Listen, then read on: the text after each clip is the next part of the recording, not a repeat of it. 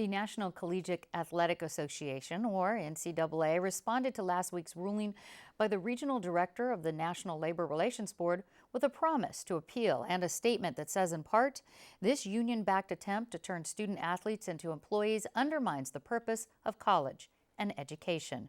Joining me with more on the potential impact of this ruling on college sports is SDSU sports management professor Gangaram Singh.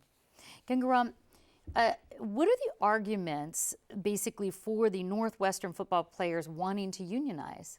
Well, in any unionization attempt, employees, or in this case the athletes, have a stock of grievances, and it doesn't necessarily only relate to compensation. It could relate to any element of the employment relationship, such as health issues, discipline, workout schedule, off-season schedule. So it could be the entire package of grievances. Well, you've called the NRLB's ruling a critical turning point in college sports. How come? Because the logic of the argument is very powerful. The Players Association made a very convincing case for these athletes being employees. And they went back into the common law definition of an employee, and they took it in a methodical way to the end to prove or to argue, and the adjudicator agreed that they were employees. So that's the critical part of the decision. And it absolutely is. Is that a critical part that would actually apply to all college athletes, or just those in private universities, just those at Northwestern, or could it be extrapolated out? A different set of laws. I mean, in the public sector, so if it's a public university or if it's in a particular state, those laws would apply. But then what we have to do is to go back to the logic of the argument, and I think that's where the power of this case is. It's the logic of the argument, and that these students or these athletes were primarily athletes and not students in this case. So the logic, let's go on with that a little bit more. The logic of this is that they were athletes more than students, because why? But they were employees more than students in this particular case.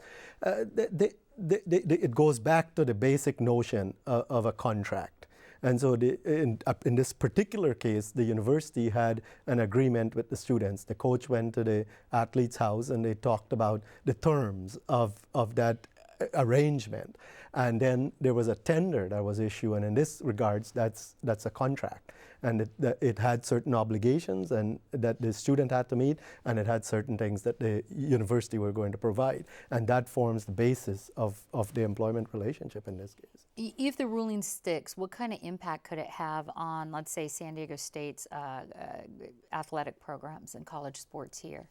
I'm not sure what it will have on one particular university, but it depends on how universities approach this entire episode. Is it going to, are universities going to fight the decision, or more appropriately, to meet with the players and agree on how they would like to address the grievances that are raised in a collaborative and cooperative way?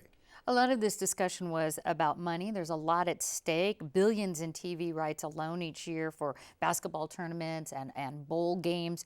Do you think the unionization of these student athletes threatens in any way the viability of the NCAA? No. It depends on how both parties approach the relationship.